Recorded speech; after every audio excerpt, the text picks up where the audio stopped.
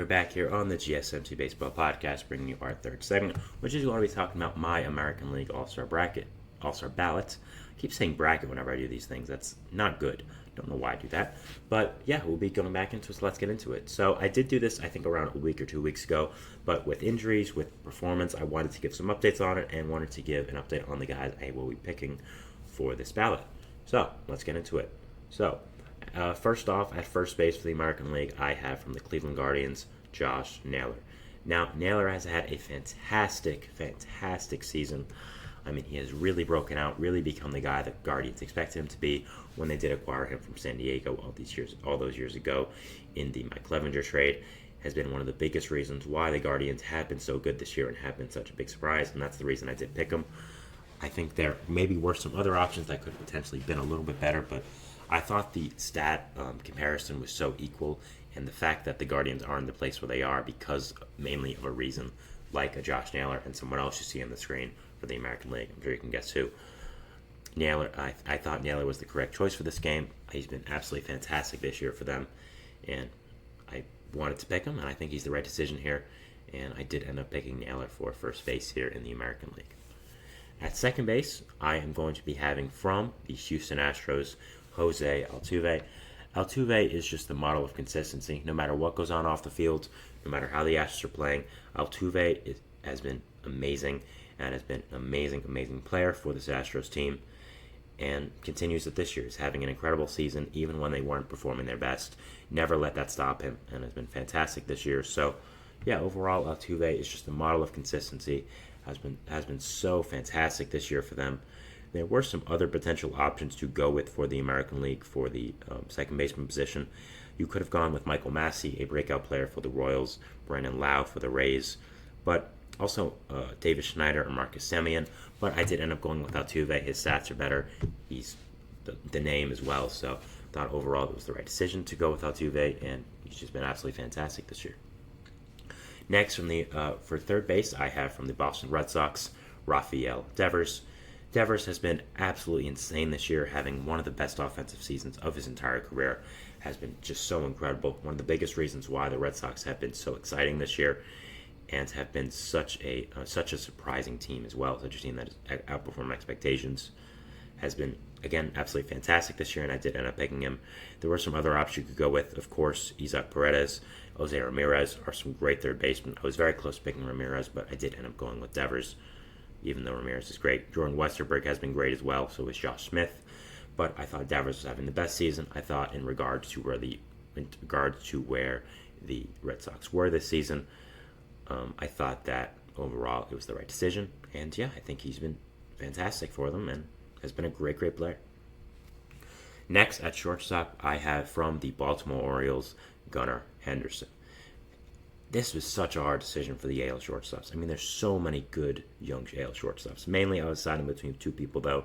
Gunnar Henderson and, of course, Bobby Witt Jr.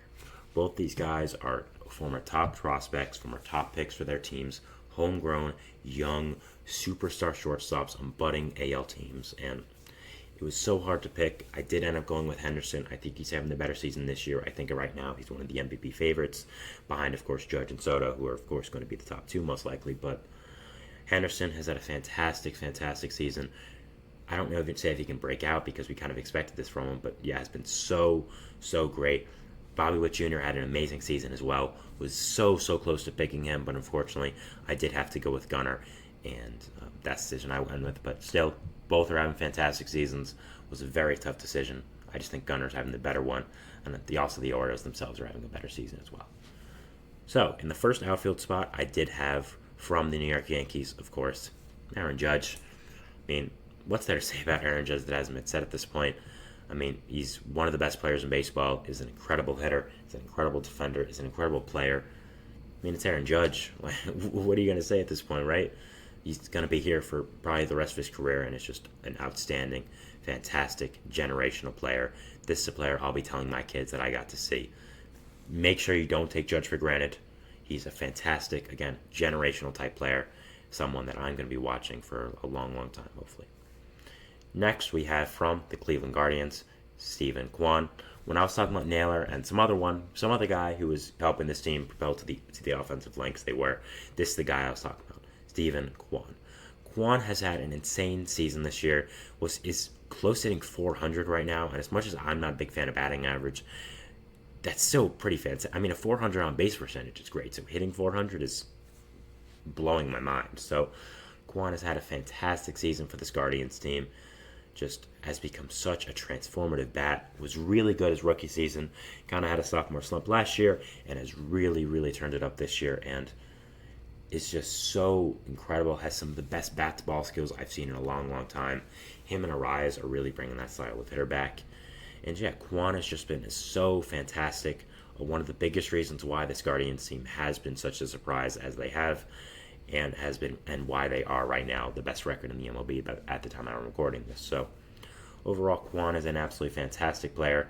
Has become honestly one of the best outfielders in this game with all the outfield talent we have. That's pretty exciting if you are a Guardians fan. So yeah, overall, Kwan is so fantastic and has had an amazing season this year. Next, of course, is Juan Soto from the Yankees. Again, him and Judge were the no-brainers. I thought Kwan was also a no-brainer, but at the same time, it was a decision to be made. So, yeah, not really a big surprise here that I went with Judge, Kwan, and Soto. But Soto's had a fantastic year. Again, generational type player. Not really one I'm going to spend too much time on. We know how good Soto is, and yeah, he deserves to be the displacement as well. Some other players I did want to shout out for outfield, because of course you get 3 spots. There are a lot of people in contention.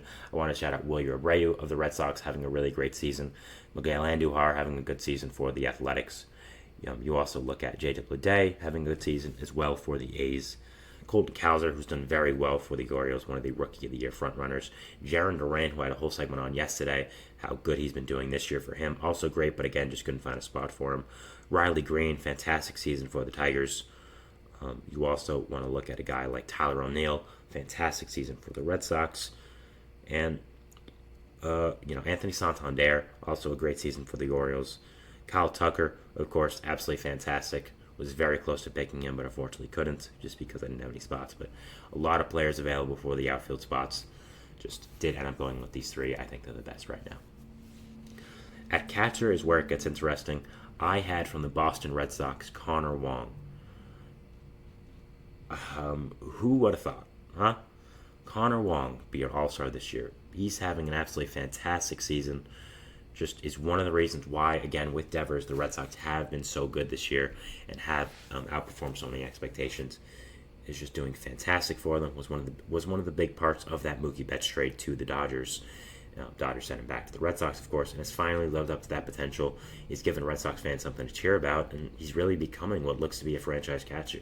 Has a unique skill set for a catcher, being fast as he is. I mean, he steals a lot of bases for a catcher, but also can hit for contact, hit for power, and is just an overall great, fantastic player.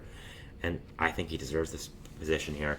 Always fun when a player comes out of nowhere and lives up to his potential finally and does really well. So props to him. He's done really, really fantastic, and he's done great. Also, some guys I wanted to shout out for this position that I didn't get I almost picked. Ryan Jeffers having a really good season for the Minnesota Twins. Logan O'Hoppe, Salvador Perez. Perez I was very close to picking. And then the guy I came very, very close to picking was Adley Rutschman of the Baltimore Orioles. I think Rutschman is having a better season. I think is the better player, but I wanted to go with Wong. I thought it was a lot more fun having Wong in here starting. I'm sure Rutschman will make the All-Star team in one way or another, but when is Connor Wong going to get a chance to make an All-Star game again? So I did want to go with him, but I think him and Rutschman are very, very close right now for the All-Star ballot. And with DH in the American League, for my final pick, I did end up going with from the Houston Astros, Yordan Alvarez. No surprise here. I mean, Alvarez is one of the best DHs in all baseball, one of the best players in all baseball, period, one of the best hitters I've seen, is having an absolutely fantastic year, is first in voting for a reason. Yeah, is really, really great. And yeah, I'm not going to, again, like Judge and Soto, we know how good he is. Not going to spend too much time on him. Guys I almost picked were Kerry Carpenter, who's having a fantastic season for the Tigers. David Fry, who's having an amazing season for the Guardians, but is only really a platoon bat, so I didn't really pick him. Also, Ryan O'Hearn, great season for the Orioles. Giancarlo Stanton, of course, hitting the ball well always. So that is my American League All-Star ballot here. My updated one. I'm going to go over it again quickly. From first base, I have from the Cleveland Guardians, Josh Naylor. At second base, from the Houston Astros, I have Jose Altuve. Third base from the Boston Red Sox, Rafael Devers. Shortstop from the Baltimore Orioles, Gunnar Henderson. The 3 outfield spots, first 2 from the New York Yankees, Aaron Judge and Juan Soto. Then from the Cleveland Guardians, Steven Kwan. Catcher from the Boston Red Sox, Connor Wong. And DH from the Houston Astros, Yordan Alvarez. So yeah, that is our third segment here. Moving into our fourth segment, which is going to be talking about, let me get the text up here, the NL All-Star Bracket. Oh, Ballot. I don't know why I keep saying bracket. I do apologize. So yeah, we'll be doing that. We'll be going into our fourth segment, the NL part of the All-Star Brackets. Yeah. Thank you for watching. Thank you for that, and we'll see you after the break. So thanks, and bye.